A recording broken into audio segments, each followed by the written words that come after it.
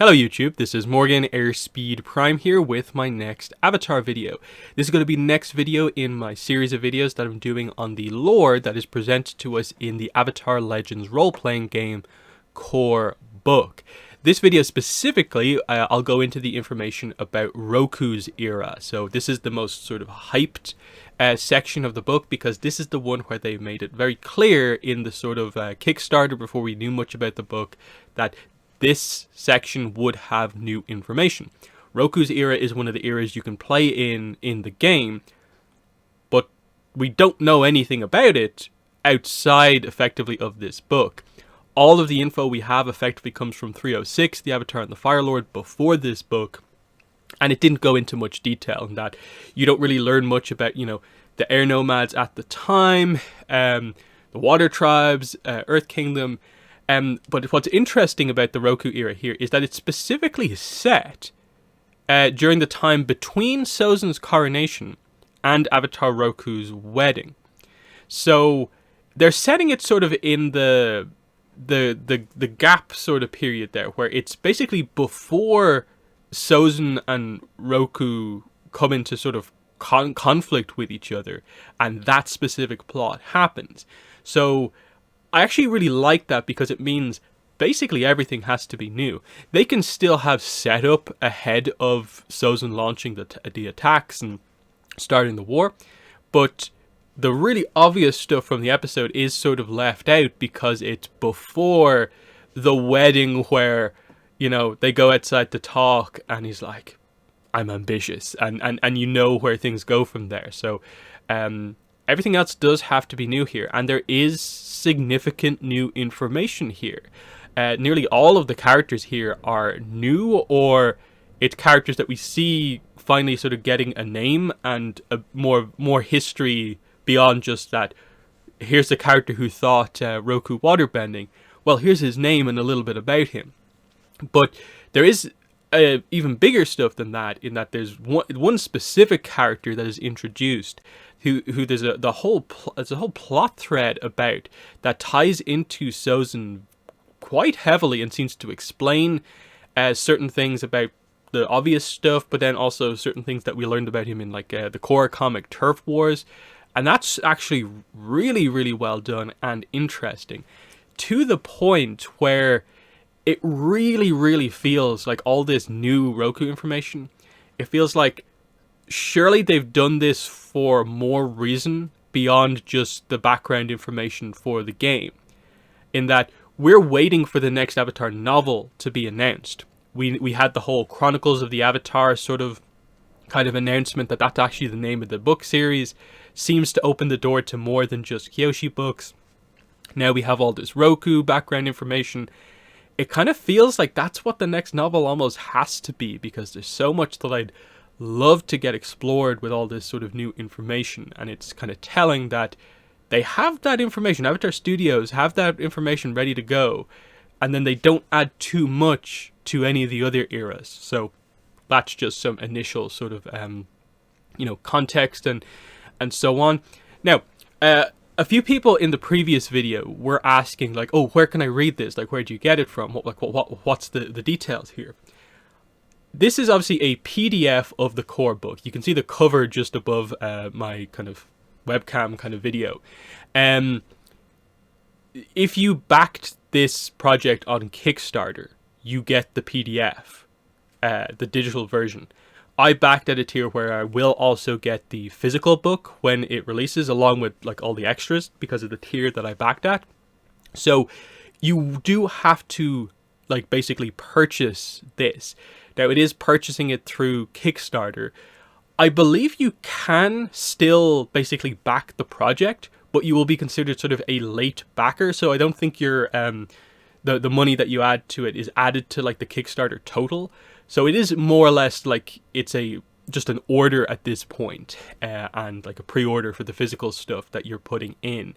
But if you go to the Kickstarter page for the Avatar Legends role-playing game, you'll see all the details about how you can still get this and get the PDF, I assume, once you join up within the next couple of days, because they're doing a sort of somewhat, slow rollout in batches. I happen to, I think, get mine within the first batch, which is why I've had it for a few days now. But that's the situation. I can't put this up online. They specifically said not to share the PDF online because, of course, this is the product. This is the full book. It's a 300-page book. Now, not all 300 pages of the book are lore. Over 200 pages are more or less just about the game and how to play it. What I'm reviewing here and discussing is basically the 80-ish pages of story setting content that we have here. So just be aware of that like I can't send you the PDF. I'm not really going to show the PDF much in the video. For one, they said not to share it like super publicly, which showing it in the video would be. Two, just to show it very briefly here, there's not a lot of like imagery in it, as you can see here. It's all text. You know, there's some nice sort of background graphics and stuff like that, but it is mostly text, as you can see, with just sort of screenshots, kind of background art going on here, and not a lot of it is sort of new kind of imagery as well. Even a lot of this stuff, which seems sort of new, is actually just sort of, I guess, promo stock art that is now part of the process. Part of that sort of Avatar Studios, Avatar Legends library that we've seen over the last few years on merchandise. So let's get into the Roku era. Like I did with the previous video, I'm more or less just going to be sort of, going through it page by page and kind of just reading out the bits that are important, because it's one of those things where, like, this, especially the Roku era, it's less picking out specific individual parts and more like actually kind of all of this is basically new outside of the obvious sort of, Fire Nation setup towards what's going to happen. So, like I said, yeah, it starts, where do we start with this era? The Roku era specifically details the time between Sozin's coronation and Avatar Roku's wedding. The world is currently in an unprecedented time of peace, though minor skirmishes still occur between the four nations. The peace is in part due to Roku being an extremely competent avatar, the air nomads keeping the peace internationally, and the diplomatic work that keeps disputes from boiling over into open war. During this era, the four nations see most conflict on the political field, where they jockey for political power and resources. Academic and industrial institutions churn out a number of new technologies, which each nation's government wants to produce and exploit. The nations vie for resources to produce these valuable inventions, resulting in numerous small-scale or diplomatic conflicts. We then get a brief, like there's a separate section on each of the nations, but here at the start they give you sort of a brief intro into the nations. So the air nomads do their best to keep peace on an international scale by lending aid when requested by the other nations or the Avatar himself. However, they also face their own problems with a renegade order called the Guiding Wind. The Guiding Wind believes the air nomads have grown complacent in their search for enlightenment and seek too much cooperation with the corrupt and exploitative wealthy citizens of other nations. Many elders denounce the Guiding Wind for their disruptive actions, with the air nomads being pulled in so many different directions. It seems to only be a matter of time before the stress overwhelmed them and they're spread too thin to help everyone. Now, straight away you can sort of see what they're doing there, of like that bit right at the end is sort of, well, here's actually why the air nomads were actually sort of unable to effectively really fight back against the Fire Nation when the comet came. Sure, they were overwhelmed by the power of the comet, but they were also sort of spread very thin, doing a lot of work to try and keep peace during the era. They were dealing with some kind of internal issues, and it kind of presents a little bit of that situation of they were really hit at the wrong time, where they were not ready as a people to tackle a direct and brutal attack like the comet. So I like that setup there. And then the Guiding Wind renegade faction of the air nomads, very cool. More detail is gone into, so we'll get to that later.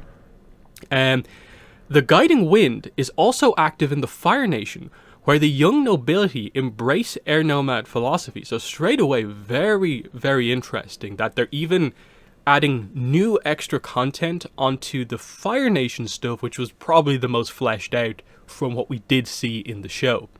So an air nomad renegade group is, has a bit of a foothold in the Fire Nation. The young people actually embracing that philosophy. Interesting. The movement is in part led by Fire Lord Sozin's sister, Zaysan, or Zaysan, Zeisan, who intends to swear off her earthly possessions in exchange for a life of austerity. But the air nomads and his sister are just two problems the new Fire Lord intends to tackle. After bringing the warring families of the Fire Nation to heel, the Fire Lord has made great strides towards progress in his country, instituting new plans to uplift the poorest of the nation and starting the tradition of dragon hunting to assert his dominance. Sozin's legacy as a Fire Lord looks promising indeed. Earth Kingdom, some new stuff straight away here as well. Earth Kingdom monarch Jialun, Jialun. I keep wanting every time I see this name to be like Julian, but no, it's Jialun or Jialun, who dedicates a large amount of his time undoing the constitution set out by his predecessors. First, the Earth King dissolved the Earth Sage order, unseating his most vocal opponents. Then he overturned old laws and instated new ones to consolidate his power. Some pockets of the Earth Kingdom suffer under the new laws, but others willing to play the Earth King's game have flourished. The water tribes in this era work with one another to secure trade routes and grow the prosperity of their people. Though the Northern Water Tribe chief and the Southern Water Tribe chiefs often disagree on how to solve issues, they present a united front to the rest of the world, making them real players on the international stage. Unfortunately, many worry all their work may be for naught if they cannot appease the spirits who seem agitated by the technological innovations and looming conflicts of this age. So straight away, that's just like 3 paragraphs on the opening page that immediately tells us like 10 times as much about the era than we like ever knew before. Then they go into the section on Avatar Roku himself. There's not a lot of like new stuff like straight up about Roku. Grew up as a Fire Nation noble, best friend of Prince Sozin. Much of his time visiting the royal palace. Identified as the Avatar at 16. Left on his journey to master the elements. He has the Crown Prince headpiece, of course, that was given to him by Sozin. He knows Monk Gyatso, the matter-bending master. What did I just say there? The water-bending master, Takukak. And that's the person who thought him waterbending, of course, and so on. He learned what it was like for people living in poverty and realized what his privilege afforded him in his youth. Traveling the nations wasn't just about learning the elements for Roku, it was about understanding the world and his important duties as the Avatar. These lessons were driven home when his impatient need to master the Avatar state caused the destruction of the Crescent Island Temple. Since then, Roku's been cautious and subtle in his actions and takes his duties very seriously. He's a highly competent Avatar who helped avert numerous international incidents over the years with the help of many close allies from the 4 nations, especially air nomads. So Roku's actually quite interesting. I think a lot of people, like before this information, tended to almost treat him as maybe being one of the worst Avatars because his whole story was basically focused on sort of his failure in a way of how he dealt with Sozin. When actually his era, like before that, obviously is for the most part a time of peace. And he is probably one of the more, subtly successful Avatars in that there's not too much crazy stuff going on, but he helps prevent a lot of that from actually breaking out. So I like the presentation of Roku here as just being, extremely competent, like because there's no crazy like Kyoshi background with him, or he's stuck in ice for 100 years, or even the difference of like how Korra kind of did things as the Avatar. He's more of like, this is sort of how it's meant to be as the Avatar. So I do like that. Next we get the significant themes of the era, which doesn't have a lot of like information here. It just is presenting this era, this is the sort of tone of it. These things are what is at play here. So you've got connection versus isolation, resources and industrialization, internal conflicts versus external problems, testing alliances, propaganda and secrets. So some pretty interesting stuff there, and it's more of a tease for information we'll get as we go further down here. So the next section is important events of the era. The first one was mentioned above, but he goes into much more detail here. The Night of Silenced Sages. So when Roku had only just begun his journey to master the four elements, the Earth Kingdom experienced a seismic change no one dared acknowledge, the end of the Earth Sage order. The Earth Sages were weakened since Kyoshi's time, and the sages of this era looked to right the wrongs of their past. Though fewer in number, they worked as scholars, lecturing on how to expand the bureaucratic channels to benefit the poorest in society, and they spoke out against Earth King Jaelun's changes to the constitution Kyoshi and the 46th Earth King drafted. So kind of cool stuff here, in that one right at the end there you get the reference to basically Escape from the Spirit World Kyoshi, which covers like the peasant uprising, Kyoshi's involvement in that, and basically forcing the Earth King to treat the people of the Earth Kingdom better. And it sort of clarifies here that, yeah, a new constitution was drafted sort of because of that. And the Earth King in Roku's era here, Jaelun, is basically doing everything he can to take them down. And obviously is basically presented as a rather villainous Earth King here, not good at all. Now, this is where, like, I suppose there's one maybe missed opportunity here to present new information. They don't give Jaelun's number as the Earth King. They don't say he's like the 49th Earth King or whatever. But they also don't name the 46th Earth King, who is only referred to as the 46th Earth King ever. Like, that, it's just that's who he is. So at least they clarify that, you know, like that it is the 46th is correct, and you know it's made into more heavy canon here. But I would have preferred it that like they clarify that he is like the 50th Earth King or the 49th or whatever, and named the other king. There's a few missed opportunities like that sort of across the book. Like they don't name the Water Tribe leaders in Kyoshi's era. They don't name the Earth King for Kyoshi's era like early on.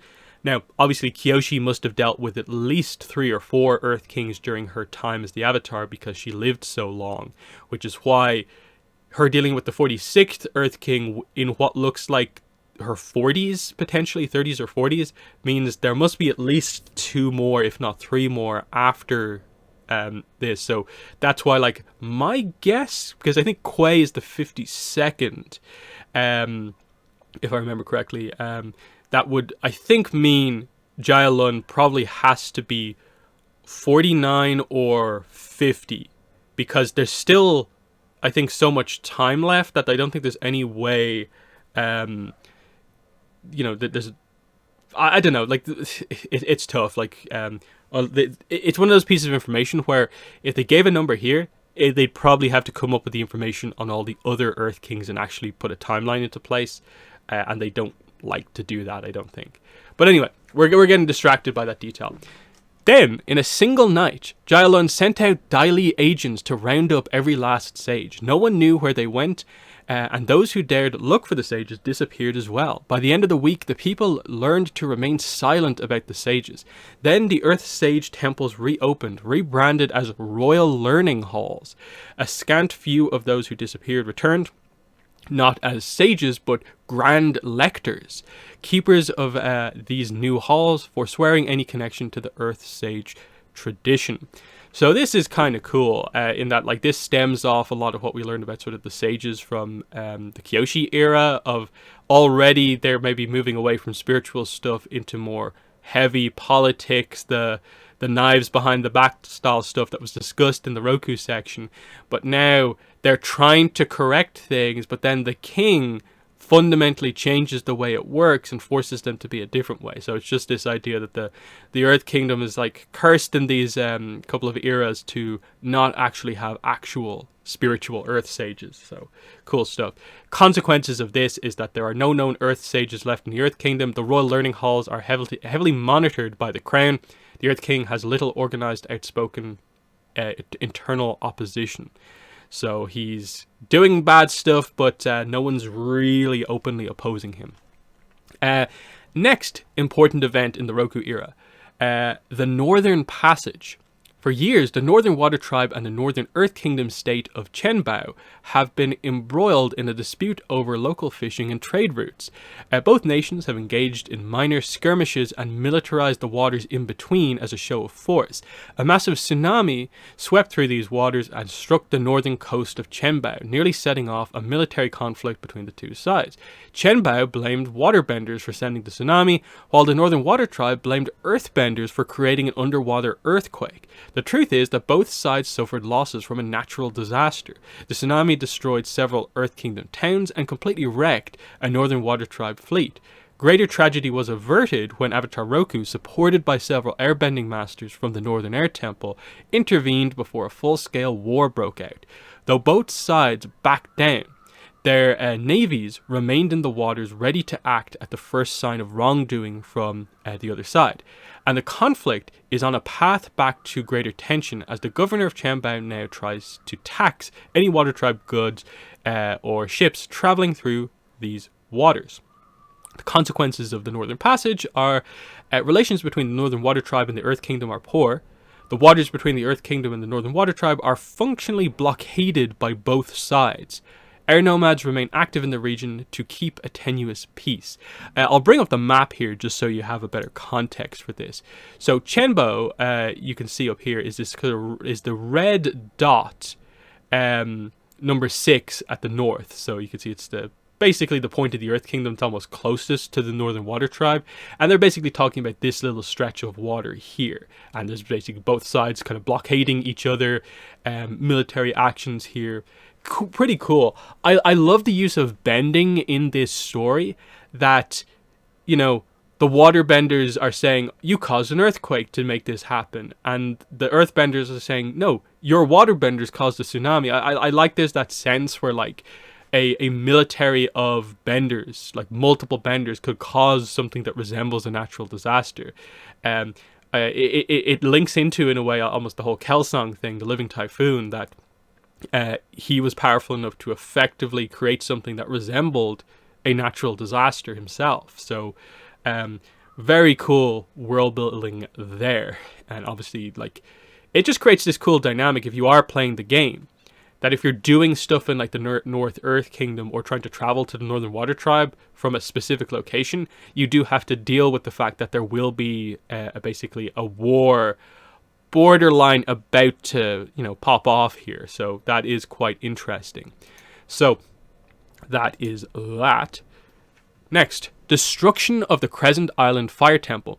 I find it interesting, you know, like that they link this moment, which is Escape from the Spirit World Roku, very heavily in here as a major plot point.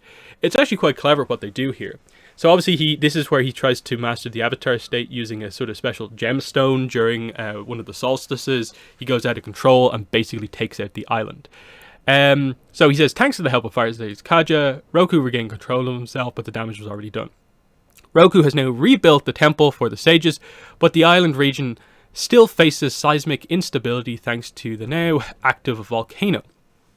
Many remote villages struggle with rebuilding in the face of earthquakes, and the Fire Sages fear is just a matter of time before the volcano erupts again. Many villagers wish to relocate to other parts of the Fire Nation given the relentless seismic activity, but there are few places they can go. The Fire Lord has sent aid to the villages, but as officials of his government have explained, that's all he can do, as the Fire Nation doesn't have plentiful empty land, unlike the Earth Kingdom. So, kind of cool, like these sort of like political situations of just like places like in between nations causing disputes because resources are becoming so important in these eras. So consequences of this: Crescent Island and surrounding islands still deal with seismic instability. Roku has become a more restrained and thoughtful avatar. Anti-Earth Kingdom sentiment grows in the outlying islands affected by seismic activity, as their neighbor has neither sent benders to aid them nor offered them a place to shelter. Next, the Fire and Air Center of Learning. Air Nomad philosophy as Air Nomad philosophy's growing influence in Fire Nation has led to Fire Nation citizens building a place to teach Air Nomad culture in the Fire Nation. The center is funded by a select group of Fire Nation nobles who've embraced Air Nomad teachings and pushed for a partnership between both nations. While the Air Nomads hesitated at first, all four temples eventually supported the idea as a way to forge peace and cooperation between the nations. The Guiding Wind, a group of air nomads who believe corrupt nobles are leading the air nomads away from spiritual enlightenment, have sabotaged the construction on numerous occasions in protest. In response, Firelord Sozin seized control of the building site from the nobility and entrenched his loyal military guard to protect the local population. Sozin won't remove his guard until the Guiding Wind leaves, and the Guiding Wind has no plans on halting their sabotage until the construction ends. So the result here, construction on the center has halted, the Guiding Wind continues to sabotage the site, and the Fire Nation army has set up a blockade to the site to protect the citizenry. So that's kind of cool there, of like these two different sort of approaches there, of like the Air Nomads ultimately agreeing to this rather like official sort of place to create almost peace between Air Nomads and Fire Nations and help Fire Nation people who are interested in Air Nomad culture. But both, in a way, like both the Guiding Wind almost like and Sozin both don't like it for different reasons. Sozin because of course it's taking people away from what he wants, but then the Guiding Wind feels that like this will actually negatively influence the Air Nomads by interacting too much with Fire Nation nobility. So some kind of cool like kind of tensions here, and like kind of who's on what side stuff going on here, as we'll see with some of the other information. So that's very cool. Next, dragon hunts. Very cool. Seizing the Fire and Air center of learning eroded Sozin's political support. In a show of his power as the Fire Lord and wanting to appear more fearsome than his father, he began the dragon hunts. So far, only a few dragons have been found and killed, but the nobility embraced this new sport with a voracious appetite. Whoever finds and slays a dragon gains the honorary title of dragon from the crown and increases, as per rumor, their firebending abilities 1,000-fold. These hunts earn Sozin loyalty amongst the nobility, who enjoy the prestige the extra title grants and the ability to one-up their competitors. Those with greater historical and spiritual awareness, such as the Fire Sages, struggle with the murder of ancient creatures with such a deep connection to firebending. The imbalance created by killing these magnificent creatures has already shown up in the natural world. Spirits are drawn to the locations where dragons are slain, and strange occurrences seem to haunt the area. Sozin has formed an elite task force to deal with these occurrences and keep them under wraps from the general population. The consequences of dragon hunts: dragons either hide or strike first against the humans hunting them. Nobles and spiritual leaders disagree on the morality of dragon hunts, and the hunts are creating imbalance within the spirit world. I like just this extra little bit at the end there of like, because they are such important creatures within the world, that their deaths does shift the balance of the world, and spirits being drawn to the locations where dragons die, and seemingly like people haunting the area around dragons is kind of a cool concept. And I'd love to see what the details of that like are.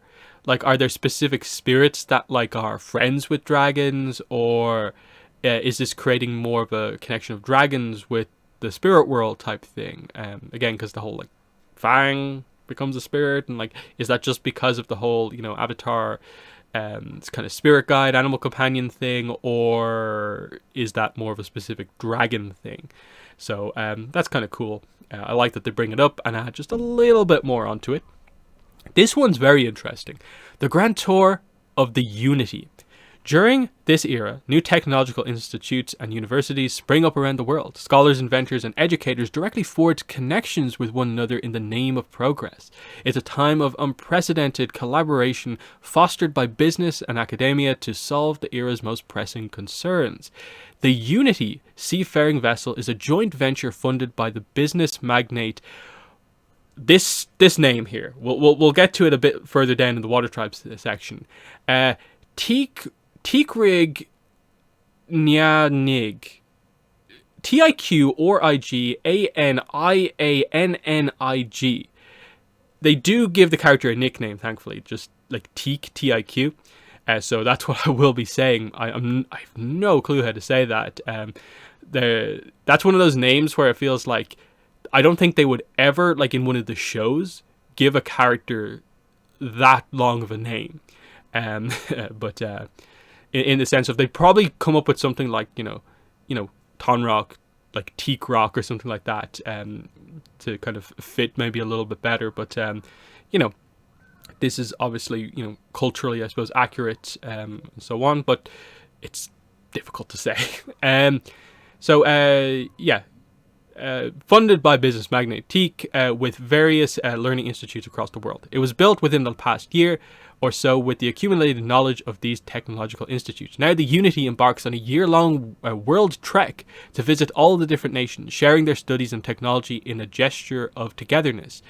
Unfortunately, nearly all the ruling bodies of the world and a few rivals of Teak wish to stop the voyage. The governments tend to view the Unity as a trick and attempt to deploy spies all over the world. Teak's rivals, on the other hand, are simply jealous of the Unity's success and want to see the massive ship sunk. Consequences of this: there's a technological renaissance across the four nations. The Unity's Grand Tour sees the ship traveling all over the world, carrying people of import, and the tour is slowed by constant sabotage and bureaucratic roadblocks. I love that idea.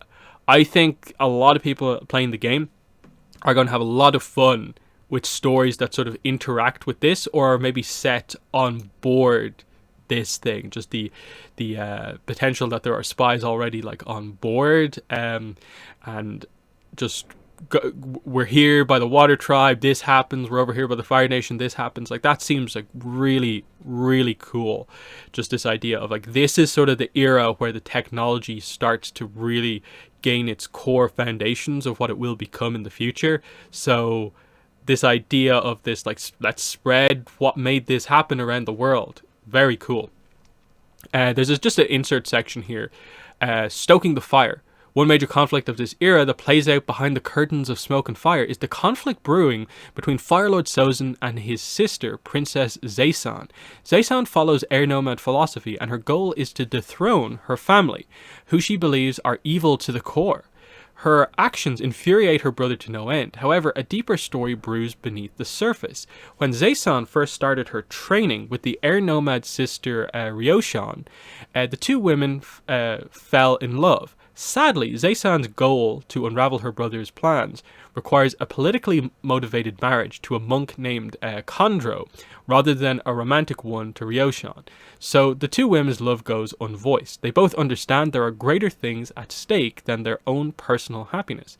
Zaysan and Kondro have a similar understanding. Both have a lot to gain from marrying one another, and they are both working together as allies to take down the Fire Nation nobility. Current Fire Nation norms are friendly to queer couples, so the two women could have a public relationship, but Sozin goes on to outlaw same-sex couples before the end of this era. Very interesting. So you can sort of see here the setup for both why Sozin has like reason from his perspective, why he goes on to sort of in a way like just dislike the air nomads full stop, not just as like the next avatar who I need to eliminate is going to be an air nomad, so I need to take out the air nomads, but he seems to go after them with a hatred in a way. What he does to them, wiping them all out, well beyond just find the avatar, the new avatar. This stuff of like effectively how he deals with air nomad philosophy beginning to take root in the Fire Nation seems to make him hate the air nomads, and then the whole he does dislike same-sex relationships, which was randomly introduced in Turf Wars and has received a bit of criticism for feeling a little bit like, why are you just tacking that onto Sozin as a character? Like, of all the characters, like, I don't think you need any more reason to hate him, and it just felt very, like, random. Here, they're fleshing it out in the sense that, his sister, and what happens with his sister seems to maybe inform why he does that.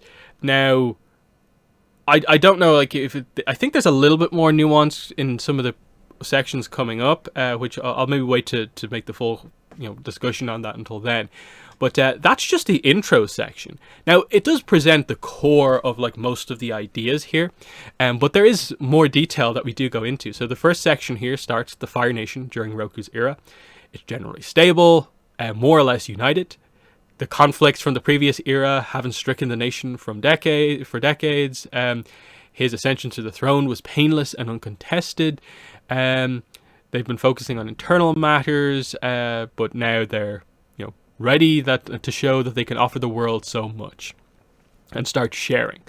So the Fire Nation's burgeoning outward interest is represented in a number of ways. They're focused on developing faster and better forms of transportation via coal power, to bring the rest of the world closer than ever. He's started development in coal-powered vessels, created hundreds of jobs for the poorest members of society, building this fleet. Materials for the fleet are scarce, and the Fire Nation has come into political conflict with the Earth Kingdom on numerous occasions over resources, and he has quietly used this to stoke anti-Earth Kingdom sentiment in his nation. Despite any political machinations, scholars and diplomats attempt to open relations with other nations and share mutually beneficial technologies with one another to support further Fire Nation knowledge. While the Fire Lord encourages his people to drink deep from the well of knowledge in other nations within his borders, he tries to preserve Fire Nation culture. The largest roadblock to this is the younger nobles, many of whom now seek out air nomads to guide them on the principles of enlightenment. This is where we get the center of learning kind of coming up here. The guiding wind comes into play here. And, that's, again, just the setup section on the Fire Nation. Notable figures. So we get Sozin himself. And, yeah, it's just, he comes in, he quashes any remaining internal fightings between the different clans and so on. And more or less, they just sort of transition straight into one major roadblock has been the nobles embracing the air nomad ideals, and the fact that his sister is involved in that. So she, as the princess, is a political figure, and so is working directly against Sozin, and it's actually beginning to have an effect on, how popular Sozin is. So, like, this is a big thing. To counteract his sister's influence, he's begun nationalistic propaganda campaigns targeting the poorest members of society. He's generous to those less fortunate and wins people over by providing food, shelter, and work, which are all dependent on his success as Fire Lord. Sozin can be a strong ally, but he's deeply nationalistic and has his eyes set beyond the Fire Nation. So there's that. Next, Princess Zaysan. So she gets her own section here. Her description, one line, is a chi-blocking princess working to undo her family's corruption. Zaysan was born without firebending and spent her childhood pitted against her brother Sozin to prove her worthiness. To survive her family, she devoted herself to air nomad training under sister Ryoshan, who taught her many things, including chi-blocking. Zaysan shares her brother's intensity and doubts her own ability to be good, but is focused on dismantling her family's corruption. During training, Zaysan and Ryoshan fell in love, but their pairing was not advantageous to Zaysan's dynasty toppling ambitions. Instead, she has just announced her intention to marry Khandro of the Guiding Wind, and wishes to renounce her titles and wealth in favor of a spiritual life. Her example is popular enough that other young nobles now vow the same, and Zaysan senses the Guiding Wind senses in the Guiding Wind the destabilizing element she needs to undermine her brother. The princess can be a powerful ally to any hero needing political help against the Fire Nation, or a boost to escape trouble with Fire Nation nobility. She is definitely the most sort of significant, I think, new character who's introduced here, in that, like, we never knew Sozin had a sister, and so finding out just that, he has a sister, but that she opposed him, like, completely, and actively tried to basically undo and stop a lot of where the direction her family was going in, and the Fire Lord was going in. She's someone who's, I suppose, saw the sort of evil line of Fire Lords that I suppose more or less started, quote unquote, with Zoryu, and was trying to stop that here. So very cool character who feels quite important.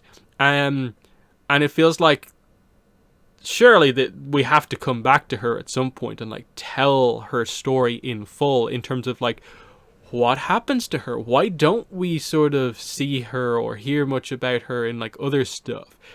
Sozin, like there's obviously the implication throughout all of this that Sozin eventually sort of, you know, defeated her politically, but did he do more than that? Like, did he have her killed or something like that? There's a lot of ideas here, very, very interesting, and probably the main sort of standout highlight piece of information overall in this is just, here's a proper like story in the middle of all of this detail. Next character, General Oraso Aiko, is a decorated military leader. There's not too much, I think, to say about this character here. It's just that now the general supports the Fire Lord's internal initiative to build infrastructure, but wants the Fire Nation to be isolated. So it's more or less just, you know, a kind of high up general, but who opposes Sozin's view of like wanting to sort of, you know, have an influence on the other nations. Fire Sage Kaja is here. We know him, of course. This is a named character and so on. Kaja is concerned with what he sees from his own nation's subtle moves, but he does not wish to distract the Avatar from important international work. So, some cool stuff there. Uzuku Yuyan. Very interesting there in terms of like a character with the name Yuyan. Obviously, we know the Yuyan archers and a legendary markswoman transforming archery into art. And effectively, this character is like the origin, I guess, of the Yuyan archers. It's talked about how, many a noble has sponsored her in exchange for demonstrations and lessons. She now faces pressure to share her incredible skills with the Fire Nation. Some want her as one of the nation's deadliest agents. Others want her to teach new archers her skills. She feels a loyalty to her homeland, but is conflicted. They seek to change her artistic gifts into crass violence. Heroes might find a teacher, and she can be a weapons teacher. But I like that idea of here is this sort of phenom of an archer who tries to create it into more of like a spiritual art and is left with a choice of, with all this sort of political influence, wanting those skills. Does she teach, basically, I suppose, a new military force and gift this artistic art, almost something that's spiritual to her, to them to use as violence or not? And that's an interesting kind of concept, definitely. Just to create a story about the Yuyan archers and that they're not just like randomly good archers. New character, Nyan Nyn Nin Che, an idealist inventor who embraces the power of coal. And there's a few things like this. Like, you need to have sort of, I suppose, more technology characters to help out the character, or RPG characters, your own character who, if you are more on the technology side of things. And I suppose this is just a character on that side of things. And to help explain like the whole coal power, this is where it comes from on, this side of things. Interesting point in the middle of this is that to that end, she's reached out to fellow inventors from all nations in the hopes of collaboration. After falling out with her former lover and fellow inventor Masak, so that's quite an interesting point. We'll get to her later on as well. Threats and challenges. Crescent Island disaster. We already basically went over this. This was mostly covered above the whole idea of like this is causing issues between the Earth Kingdom people and so on, the propaganda that Sozin's doing and so on. So there's that. The Princess and the Fire Lord. Is there any more detail here? Zizan's is earnest in her plan to give up her riches and rank for a life of poverty, even though such an act would frustrate her family. She knows that Sozin is angry. When Sozin is angry, he gets sloppy. Maybe she can trick him into revealing his schemes to her. She's seen Sozin's avarice firsthand and knows it's only a matter of time until he makes a big move to show his power. Political backstabbing isn't in line with the Air Nomad ideals she tries to adhere to, but she's willing to abide this evil if it means she can ultimately do good. Sozin was blindsided by his sister's relationship with the Guiding Winds leader Kandro, and nearly couldn't control his rage when she proposed marriage to the monk. He sees Guiding Wind's anti-nobility beliefs as a direct threat to him, and is determined to stop her by any means necessary. He's fought with Zai-san for as long as he can remember, and now that he's Fire Lord, he refuses to back down. So again, just that's a major plot point. We'd love to see it explored in canon material, more canon material. Dragons in danger. So this has just gone over this again. The only extra bit that they add on here is that most of the deaths have occurred away from populated areas. So Sozin has been able to cover up what's happening at the sites of the dragon deaths. The imbalance created by these deaths has even drawn a joint envoy from the water tribes who sensed the disturbance. The envoy has faced a number of issues when investigating the death sites, most disturbingly a propaganda campaign by Sozin, which blames the spiritual activity on their visits rather than the other way around. So Sozin trying to manipulate everything for his own way, basically, here. So that's kind of interesting. Next, Air Nomad era here. So again, we covered the general idea here of it's mostly the Air Nomads dealing with, they have this splinter group, the Guiding Wind, but also officially they have, this center that's being built in the Fire Nation, and they're aware that they're having sort of like an influence on the Fire Nation. And why was this happening sort of almost like in reverse? Is there Fire Nation nobility influencing Air Nomads or what? So pretty interesting stuff. Avatar Roku often calls on the Air Nomads to aid the other nations, but the Guiding Wind refuses on the grounds he's overstepping by asking them that they involve themselves in politics. In contrast, most Air Nomad temples gladly help when Roku calls, so that's kind of cool. Master Yudron continues to support the Air Nomads' relationship with the Avatar and with elites of all nations as a way to help the world and reach more people.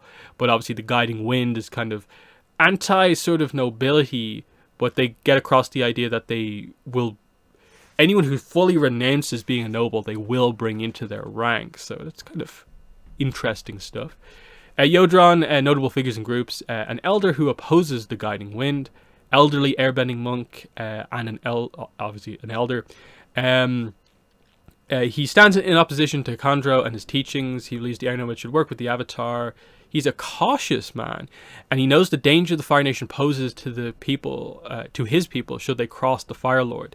He's began transcribing some of their most sacred practices into coded text and hiding them in places around the Four Nations. He's being pulled in many directions in his old age, and he could use help with his mission. So that's kind of cool. Of like, he seems to almost like sense that something is coming, and that we might need to protect our core information, core ideals. So we need to sort of hide these somewhere. I do like that. Here's Khandro, finally, a devout air nomad and a popular philosopher. He's the head of the Guiding Wind movement. He argues that the relationship between the Air Nomads and the nobility of the world has impeded the spiritual growth of people across the nations. Khandro truly believes that the ideals of the Guiding Wind will help him and his people reach spiritual enlightenment, and that marrying Zai-san, the sister of the Fire Lord, will help him destabilize the nobility structures in the Fire Nation. He has an abiding respect for Zai-san and what she's willing to do to unravel the corruption in her country. For their plan to work, he must marry the princess against the advice of his most loyal acolytes and risk incurring the wrath of the Fire Lord. He's recruiting Air Nomad temples to his cause. And so, yeah, pretty cool. Key character there, really key. Ryo-shan, of course, is involved in this whole kind of plot as well. Skilled airbender and chi blocker from the Western Air Temple. She only teaches students she's absolutely sure will use the attained knowledges for principles adhering to Air Nomad philosophy. She thought Zai-san, of course, they fell in love, but both realized that, Zai-san needs to, has other things that sort of needs to come first in a way. She now worries what harm may befall the princess, and she might have to step in to help Zai-san, despite swearing to stay apart in fear that Sozin might discover their love for each other and use it against his sister. So that creates a kind of interesting dynamic as well. Gyatso gets a mention here. Master Gyatso and friend of Avatar Roku. a young, friendly, goofy monk. They basically just get across that he is a level head in this era, and if there's any debate to be had, he is a very good person to have around to have like a fair discussion and so on. He encourages debate. Anyone who wants a level head in disputes can find no finer monk than Gyatso. He manages to effortlessly work levity into difficult situations, yet takes everyone's feelings seriously. So, not too much there on Gyatso in this kind of earlier stage of his life, but just creating the idea that, like, yeah, you can maybe see why he later goes on to become an elder, because he's already proving himself to be a very reasonable character there. Nori, N-O-R-R-I, a young air nomad with a strong bond to Sky Bison. Effectively, this is the character who's just sort of the, I suppose, the Sky Bison expert in a way here. They say that, like, her dedication to the bison has interfered with her getting her master airbending tattoos, but she really likes Sky Bison, so that's that. This is the section where they go into nobility and the Guiding Wind. Some may find the idea that the Guiding Wind accepting Fire Nation, Earth Kingdom, or even Water Tribe nobility into their ranks perplexing. What's important to remember is that the young nobles who join the Guiding Wind are rebels, just like the movement. They're the ultimate fist in the face to the ideal of nobility, because these youths gave up their wealth and power for enlightenment, whereas nobles supporting the fire and air center of learning did not. Kandro gladly welcomes any nobles who into his order who adhere to his ideals. So this is part of that, like, distinction of, he feels that the centered, sort of the official way that they're doing things is not really enough, because those people who are, only maybe see it as a fad, the air nomad culture, whereas the people who join him are actually making the sort of sacrifices that you make kind of to properly become part of sort of the air nomad culture. So that's kind of interesting. I do like that. Anada?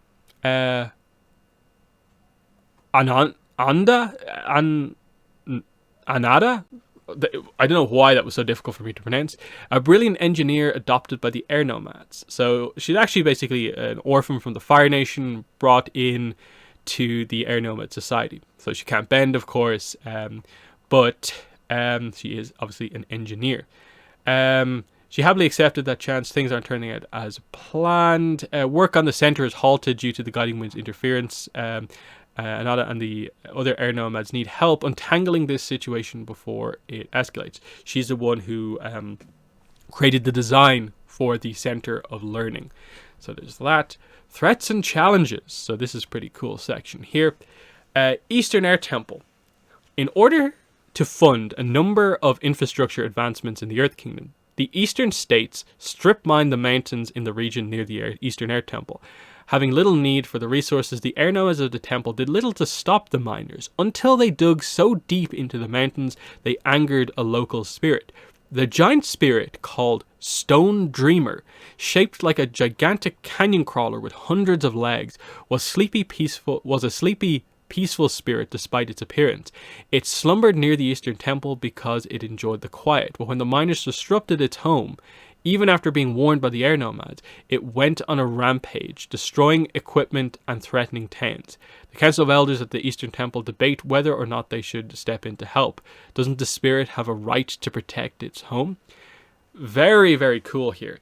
And I think there's a big contrast that you can see here to this and something from the Kyoshi era section of the book, where there's a similar thing. They again have an air nomad thing related to like a spirit and a location. But they give you like the name of the spirit, tell you nothing about it. The name of the location, tell you nothing about it, and they're like, make it up yourself. Versus here, they specifically like give you the foundation for the start of a story. Mining has caused an earth, I suppose, related spirit to wake up and become angry. You know the name of it. You get a description of what it looks like, and so you have a sense for how powerful it is. That's really good, and you can see it like the contrast between why didn't you do that for the thing but wrong, and that air nomad character in the other era would have liked to have seen the same kind of level of treatment there. Guiding Wind. Renegade Order of Air Nomads. Again, you can sort of see there's a decent amount of repetition in these sections because of the way they order it into sections means like the guiding wind gets referenced both in terms of like general character and then themes and threats and challenges and so on. We just get the idea that the guiding wind is not officially recognized by the four temples. Eastern Temple views them as too disruptive, Northern Temple as too extreme, the West as too in opposition to tradition. The South has yet to take an official stance, but Kandro criticizes all of the temples and doesn't like the Council of Elders. Interestingly, they add something extra in here. One element that worries Kandro about his movement is the string of violent acts supposedly perpetrated by members of his order in the Fire Nation. Violent acts aren't in line with the Guiding Wind's principles, let alone those of Air Nomads as a whole. Kandro can't trace the reports to any known members. He's left to wonder, if the Air Nomads aren't perpetrating violence in the name of the Guiding Wind, who would do such a thing and why? Maybe the Fire Lord's supporters have an idea. So again, I think you're getting the idea. Sozin using kind of manipulative tactics here to change people's opinions on things. So very, very interesting. Holding things together. Air Nomads spread across the world, trying to keep peace in the nations. They're diplomats, spiritual advisors, martial defenders when needed.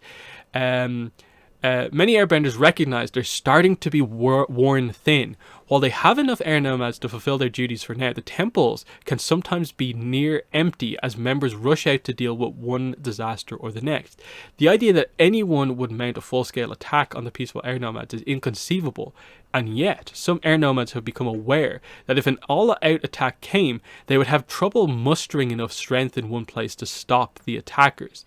So I like that as just, here's why, you know, again, the Fire Nation, which, again, the implication of their attack is that they attack all temples at effectively the same time. And I think there's even a little bit more depth gone into here. It might be in the next section, the next era, about that attack, that it is multiple fronts. So, you know, you can see the idea that if the Air Nomads were organized and had all their people, the temples full, they might have been able to fend off with casualties, but fend it off and not be, and the event not be the elimination of all Air Nomads. But because they're so spread out trying to help, it means that the Fire Nation's spread out attack at the four temples is effective. So, obviously empowered by the comet as well. So there's that. So yeah, that's the Air Nomad section. Again, good stuff there, definitely. Water tribes. The water tribes are re-examining their role in the world, struggling to find a path true to their traditions as the Fire Nation.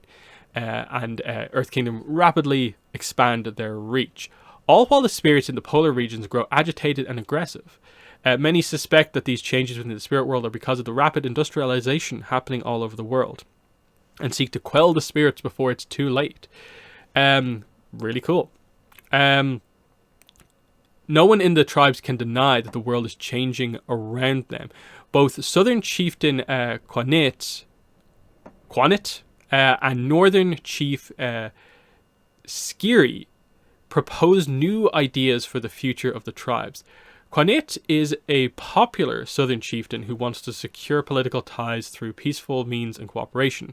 They see the signs of the spirit's agitation and believe it's important to gain allies as soon as possible. They want to open up stronger relationships with the other nations, especially taking advantage of the tribe's resources and crafts to create trade connections with the others. In contrast, Skiri believes the other nations have taken enough from the tribes. Foreigners patrol the waters with abandon and ignore outcry from the spirits. The northern chief believes the tribes should meet the other nations on their own terms, aggression and battle, and it seems like the only ways to get the nations to listen. Despite the disagreements between North and South, communication between the two is open and fruitful. Though on opposite sides of the world, both work with one another for mutual benefit. They've so far been willing to put any internal disagreements aside to present a united front on the international stage. So things are actually good in the Roku era, and the war absolutely tears apart actual progress with the tribes. Interesting. So notable figures, we have Quanit, a southern water tribe chieftain looking to grow the economy. Quanit is the cool-headed chieftain of the prominent city of Whale Harbor in the Southern Water Tribe. They're a modernist who looks to facilitate the two tribes working in harmony, joining together on political and economic programs that benefit both. They've made several trips to the north to try and establish plans for economic expansion. They're convinced the two tribes can only stand against the spirits and encroaching reach of the other nations together. But Quanit acknowledges a need for a secure source of resources, such as ore and trading partners to do so. To that end, the chieftain searches for heroes who can help them peacefully secure those resources, and so on. And yeah, that's just sort of more how you use this character in your games in terms of a person to meet in the tribes. Now, interestingly, you'll note throughout that they're using the pronouns like they, them for this character. Now, nothing in the description makes any like comment on that, so it's hard to say like exactly what that means. Is this just a character who uses different pronouns? Are they making the point that this character is like non-binary? I'm not sure. But I know that was an aspect that they did consider, as we'll get to with one of the other characters in just a second. But, you know, interesting to note that this is a character where it's not even brought up. It's just there that this character is not referred to as like he or she. It's they. But anyway, next character, Scary, the northern chief, forceful chief of the Northern Water Tribe, convinced that the tribe should engage the conflicts of the day, seizing control of trade routes and so on. He pushed hardest for attacking the Earth Kingdom after the earthquake, but cooler heads prevail. Again, this is that conflict up towards the north, and so on. Though a popular leader at home, Scary has lost international allies by often speaking out against the Earth King, who many see as harmless. Scary is willing to pay good money to any person who can get him intel on the Earth Kingdom's movements and plans. Next character, Makituk, a powerful waterbender with a deep connection to spirits. Makituk is a tall woman with a broad, warm smile, a powerful bender of the Northern Water Tribe. Makituk has always felt isolated from others, more in touch with the spirits than people. From a young age, she knew she was assigned the wrong gender at birth, and when her family rejected her need to live openly as her true identity, she found solace in interacting with spirits who understood her true self.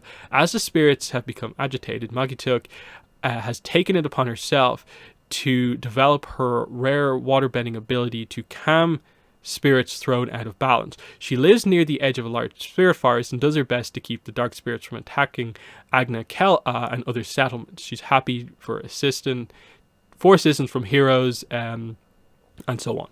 And will teach people healing and maybe the spirit bending technique, which I guess is effectively what they're talking about there. Develop her rare waterbending ability to calm spirits thrown out of balance. That is exactly what spirit bending is. So this takes away the idea that like Unalaq maybe like invented that ability himself, but I guess he more brought it back, or was one of the few people to, you know, acknowledge it. This maybe creates a bit more of an origin story of that ability, but interesting idea for a character, definitely. In terms of sort of, you know, you don't get too much of a sense for like the real like spiritual like the highly spiritual people in the north, and so Unalaq is one of them. Makituk here is another one of them. But yeah, I guess this is also one of our first Avatar transgender characters, based on the way this story is told here.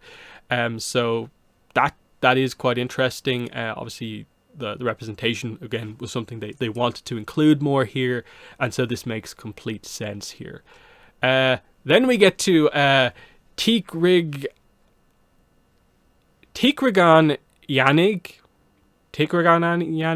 Again, I'm not going to be able to pronounce that one effortlessly. Teak, we heard about this character before. Richest person in the south, made her fortune shipping southern textiles and art throughout the Earth Kingdom. She avidly supports Quanit's efforts to expand the tribe's economic reach. Isn't shy about throwing her money around, supporting freedom fighters in the Earth Kingdom, who hoped to unseat Earth King Julian, for tax reasons, I suppose. So there you go there. And again, the Grand Tour of the ship Unity is also related to this character as well. So there's our sort of, I guess, earlier era sort of Varric in a way. So that's kind of cool. Next, Tokukak. So Avatar Roku's waterbending master. So, you know, obviously we saw this guy, but didn't get to know much about him. Really. So Tokukak is a northern waterbending master who taught Avatar Roku waterbending. He initially refused to train Roku, believing that any Fire Nation subject would hold a higher loyalty to the Fire Lord than the people of the Four Nations. However, Roku refused to seek another instructor and eventually convinced Tokukak of his devotion by living in the north for several years. The waterbender is a kind, soft-spoken man with an innate charisma and force of personality. He uses these gifts to perform diplomatic missions for the water tribes, along with a bit of covert espionage along the way. He spends his time between the Fire Nation and the Northern Water Tribe investigating allegations that the Fire Nation has stolen tribe technology.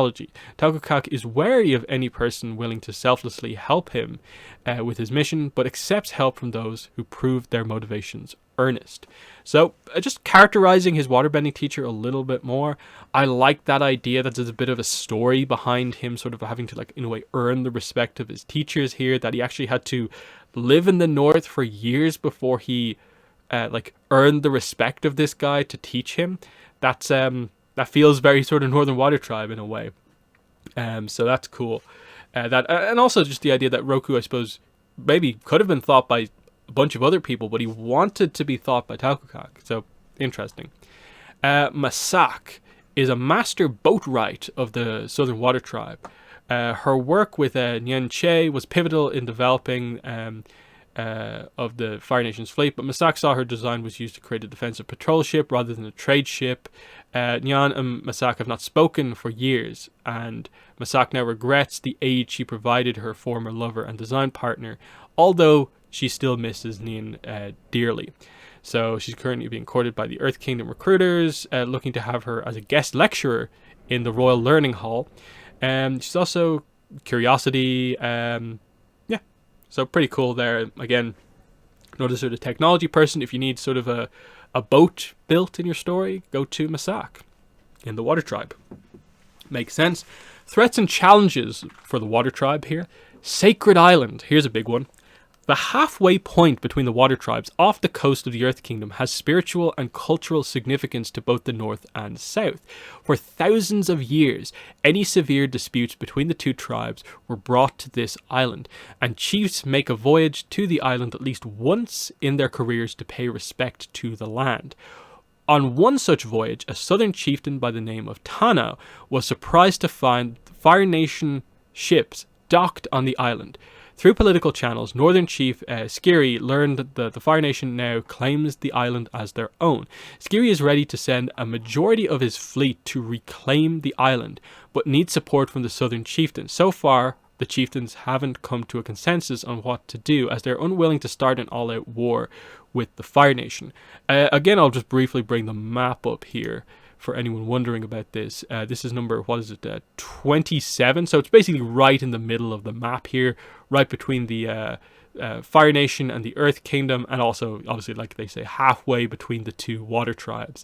So it's very much in the middle here of nowhere. So pretty cool place. Would actually love to see it at some point in something. Just to see what it's like. Is there anything there?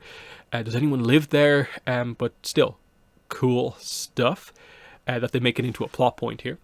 Water dispute. This is the Northern Water Tribe and Earth Kingdom stuff. Chenbao, of course. There's not too much else to this other than what I said about it earlier.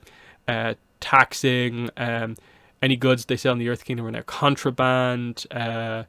As he petitions the Earth Kingdom for military assistance. Yeah. So that's just, political stuff between the NWT and the Earth Kingdom. Angered spirits. Bands of dark spirits now rage through the wilderness in both the north and south. Remote villages have been attacked. Members of both tribes are worried. Most spiritually focused tribespeople feel not only a deep sense of duty to the spirits, but to the rest of the world to ensure things remain peaceful. With the Fire Nation laying claim to the Water Tribe's sacred land and hunting dragons, the Earth Kingdom displacing spirits in their search for natural resources, no wonder the spirits are in chaos. So this one makes it more heavily clear what each of the nations is sort of doing and how things are being affected by stuff like that. So I like that setup, adding more to the whole kind of spirit conflict. Earth Kingdom in Roku's era. In this era, the 55 Earth Kingdom states have become increasingly isolationist. In the previous era, Kyoshi helped to shape various bureaucratic policies in order to aid the poorest of the kingdom and strengthen ties between states. These policies carried through to this era and were embraced by the Earth Sages, but we know what happened to them. King Jaelun had the Earth Sages sort of the order eliminated. So ever since the Order's destruction, the current Earth King has manipulated the constitution set up by the 46th Earth King and Kyoshi into a bloated piece of legislation which only the rich know how to exploit. Jaelun is a cruel man who cares very little for his people and very much about maintaining power. He's willing to take extreme measures to ensure his uncontested rule and foments xenophobic hate for the other nations and internal squabbling to avoid losing power. Thanks to his greed, people in the kingdom suffer. Governors rule near autonomously, and even the most noble governors face an uphill battle. So there's little in the form of broad technological advancement in the Earth Kingdom at this time, not because there aren't scholars working on it, but because any new technology is seized by the crown and gifted out to vassals as the Earth King sees fit. So kind of inadvertently getting in the way of their own progress to where they could maybe have more power, but because he feels the need to manipulate things, it actually badly affects things. So notable figures is obviously Earth King Jaelun, petty, calculating man. He knows he's the spider spinning the web. All this manipulation that was just presented there. Obviously, he uses the Dai Li, as was mentioned before, and so on. Guo Zun. Guo Zun, G-U-O space X-U-N, the benevolent queen of Omashu who works to undermine Jaelun's rule. The graceful and elderly queen of Omashu. As a child, she idolized Kyoshi, who supported Guo Zun's family taking the throne with the sacred duty to protect Omashu. When she became queen, she wholeheartedly embraced the political structure the Avatar helped to create. She despises Jaelun, finding most of his actions cheap and selfish. So she works as a balancing force to Jaelun's machinations. So you basically have very exact opposing Earth Kingdom leaders here in these two characters, which is a nice dynamic. Then we have Sud, however you want to pronounce it, Roku's Earthbending Master. Middle-aged Earthbending Master with a blunt and straightforward attitude. The Earthbender is famed throughout the kingdom for his honesty and grit. There's no stronger believer in the Earth Kingdom and what it represents than Sud, who is convinced that the Earth Kingdom citizens can hammer out the issues with their great nations and see a brighter future. The Earthbender was recently summoned to instruct Earth King Jaelun in advanced earthbending techniques after Sud's success teaching Roku. Through the months Sud spent at the palace, he's noticed Jaelun is not so ignorant as he pretends to be. Sud is worried the king has nefarious plans for the kingdom, but the Earthbending Master is in over his head when it comes to politics. He may need a hero's help to unravel the schemes the Earth King has put in place. So I kind of like that dynamic of like, oh, if you thought the Avatar Earthbending, teach me as well. And so you have this character who is rather straightforward, not political, getting to see the sort of inner workings of what Jaelun is doing, but he maybe doesn't have the nuance in approach to realize the full extent of what's going on. That's a nice dynamic there to give Sud more of a unique kind of perspective, just like Taukukak is kind of presented as almost like a spy for the Water Tribe in a way. Grand Lector Willow, a former Earth Sage working to preserve knowledge of her extinct order. When the Earth Sage Order was abolished, Willow received two choices: evolve or disappear forever. Rather than perish, she accepted the new position and vowed to speak never of her order again. So, Within the soft-spoken lector burns a fire of rebellion. She's furious about what happened to her fellow sages and the knowledge they work to protect. From her position, she works to preserve the ancient Earth Sage knowledge for a time when her destroyed order may be resurrected. Currently, she's in search of allies who can help her smuggle ancient scrolls and stuff like that. So, cool. There's someone within that order wanting to keep things alive and not just the way things are now. Bon Buhai, a spy who poses as a lowly fish merchant. And that's most of what's going on with this. It's just he uses his fishing business as an excuse to be away and spy on the Northern Water Tribe. He's good at his job. He's trying to destabilize the Water Tribe's alliance with one another. Let's see. The Earth King believes that if he can get the North to act unilaterally without an agreement from the South, it would drive a wedge between them, and that is what Buhai is trying to do.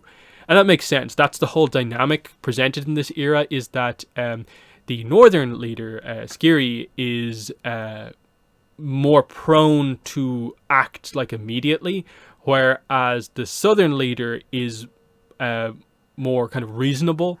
And so they're trying to get this situation where if they can get Skiri to act without consulting the South, it will create a rift between the tribes and give the Earth Kingdom power. That's cool, in-depth sort of political writing, and I like that. Next up, Longzi, a notorious outlaw folk hero who's looking to stamp out corruption. Wandering outlaw, penchant for doling out justice, master warrior who can wield almost any weapon. No one knows who they are, what they look like, as they always keep their face covered in a mask. Their focus is on taking down the corrupt politicians who exploit the common folk. They're currently at the top of the Daili's most wanted list. In truth, Longzi was a swordsmith named Junyi, who fell in love with one of his clients. The two men were set to run away together when his lover's wife, who was the mayor of the town, discovered the affair. She had her husband killed and pinned the crime on Junyi, manipulating the system so he had no way to prove his innocence. Since then, Junyi has been on the run, posing as a lowly beggar in various towns to uncover corrupt people in power and bring them to justice under the identity of Longzi.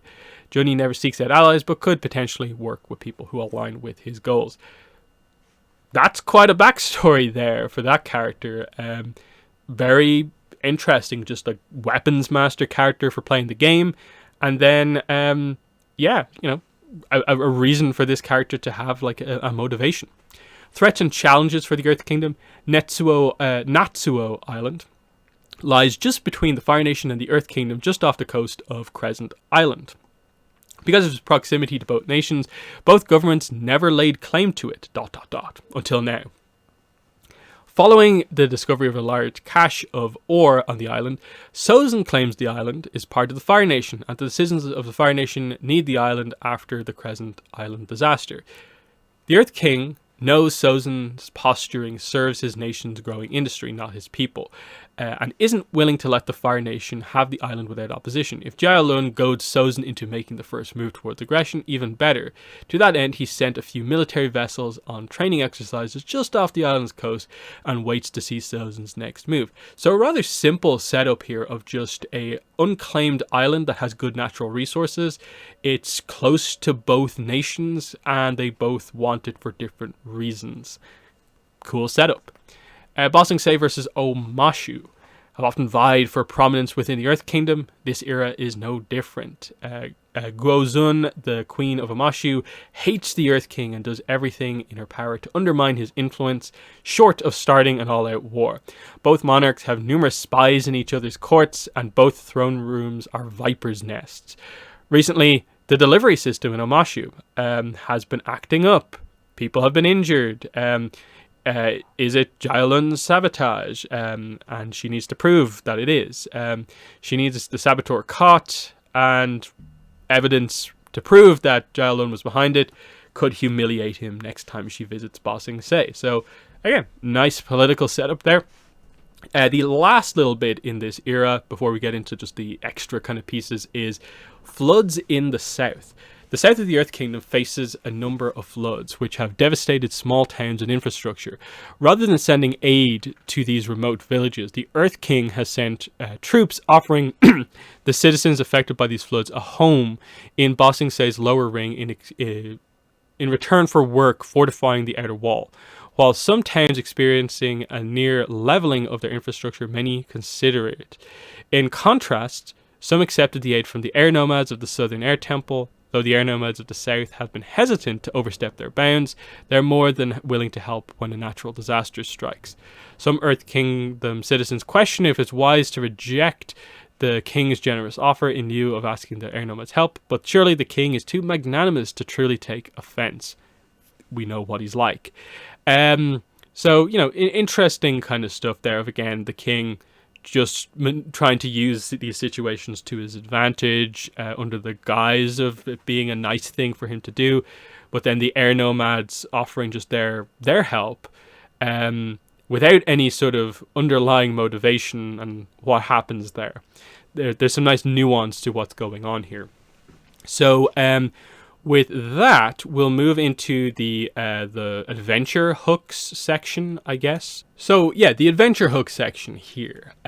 Again, it's kind of maybe a little bit unclear if you are maybe meant to take some of these things as canon, but typically there's not really a lot of like new info here. I'm just covering it just for the sake of being covering everything. Besieged outpost.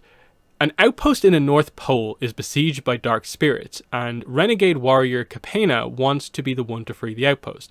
If she does free them ahead of the warriors officially sent for the North, maybe it will be one step towards proving women are just as capable of being warriors as men. However, Capena isn't foolish enough to go alone and knows she needs help to liberate the outpost. So, not too much there, but it's interesting enough for, I guess, like a short, just little adventure. The renegade merchant. Dawei, a northern water tribe merchant, made a sport of antagonizing Earth Kingdom troops as he skillfully slipped by them to sell his wares in the Earth Kingdom. Unfortunately, Dawei's fun was cut short when he was arrested in town for peddling his wares. Aden, Dawei's girlfriend, needs help breaking her boyfriend out of jail and prefers to not go through traditional channels, which could take months. So again, here's something going directly into that Northern Water Tribe versus Earth King conflict with like Chenbao. And here's an adventure related to that. Nothing too fancy there, but interesting enough. The price of war. The well of a sand-bending tribe on the edge of the Siwang Desert has run dry, and they discovered a city nearby has tapped the underground reservoir, diverting water away from the desert. The tribe's people have tried negotiating with the city to halt their use of the reservoir until a mutually beneficial solution can be found, but were ignored. They're looking for a diplomat who can help them, or an inventor who can give the city a taste of their own medicine. So, just a pretty standard, sandbending, water sort of crisis type thing. Interesting enough. The missing nomad. An air nomad monk named Mikio went missing after traveling to the South Pole to learn what was causing the spirits to stir. The chief of the tribe closest to where the monk went missing told him not to go alone, but the young monk did not listen. Many air nomads in the south are busy helping with the same seismic activity in the Earth Kingdom, and the tribe feels they did enough for someone who refused to listen to their good advice. The air nomads are looking for someone who could brave the storm and find the missing Mikio. So, interesting enough, but nothing too crazy there in depth. The embarrassment. Michi is the son of a famous Fire Nation general. He's forsworn the wealth of his family and wants to live with the air nomads. Michi's dad won't let him go without a fight, and Michi needs help getting to a Guiding Wind camp before the mercenaries his dad hired catch up with him. So that's directly tying into that young nobles, Guiding Wind, and the influence there. And here's some actually sort of pushback of the families of these young people wanting to stop that from happening. So interesting. Operation Egg Rescue.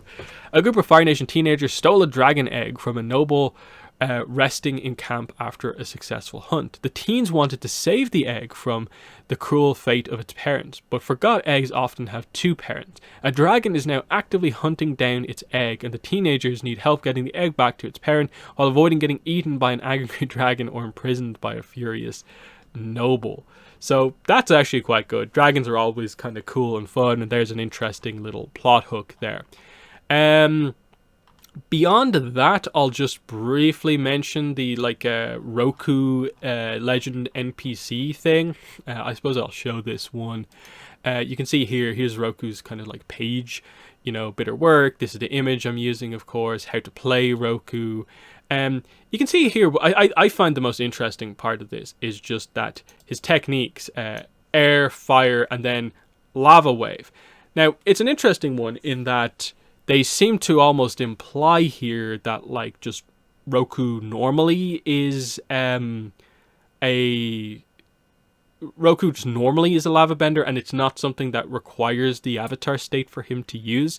The book, there's a section on bending that I find to be a little weird when it comes to like how it maybe classifies some of these techniques, in that I don't really think this is making too much of a statement, because you can easily just say, well, he's an avatar, so that's why he is familiar with this technique. And I don't think there's like particularly mechanics for avatar state, though I haven't read into the mechanics all that much, so I don't really know. But still, it's that, you know, sense for like something going on here. Not that there's too much really to say about it.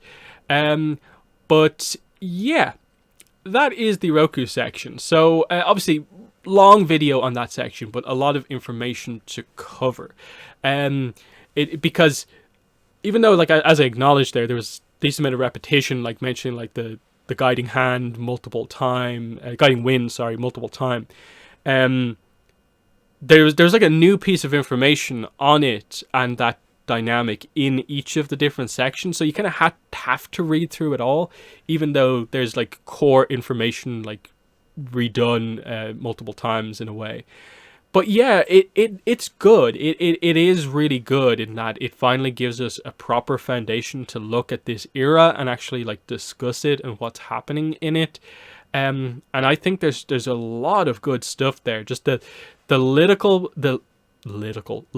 political disputes, whether they be over an island for resources or it's more of a trade dispute, kind of taxes being involved, the different stuff going on with the leaders of the nations during this era, because they sort of touch on everything. It does, I think, a strong job at actually like giving a foundation for this era. I think the only thing probably needed is now that we get, I think, a novel set in the Roku era. So we get this sort of background lore properly included in like a full-on story. That kind of in a way feels like the only thing missing here, is that there's a lot of setup, and there's actually like a decent amount of setup here to dive into. But they stopped short about saying like sort of what happens going forward in the era in terms of like the fate of Zaison, Sozin's sister, is definitely a major point in terms of like what happened to her. Did Sozin do something to her to stop her? Was that the only way that it could happen? And you kind of want to know, in a way, like canonically, what is the result of like her like political marriage, and what happens to the guiding wind, and you know, how does that influence Sozin and how he views the air nomads and stuff like that. It does a good job. There's actually good in-depth stuff here to get into, but I do feel we do need a novel to just, you know, have us like properly experience a full like story within this era. And I do hope that is the next Avatar novel. And it makes me feel that they probably have this information ready to kind of give in terms of new information to Magpie, maybe because they are in the background planning this novel. That they don't really add much new stuff in the other eras, but they do here for a reason, hopefully. So in the comments, let me know what your thoughts are on all this brand new Roku information. What are your thoughts on some of the new characters, dynamics between the nations that we learn about here? And do you think this means that the next novel, when it gets announced, if it ever gets announced, for Chronicles of the Avatar, will be set in Roku's era? Definitely let me know. But that has been the video. Thanks for watching, and bye.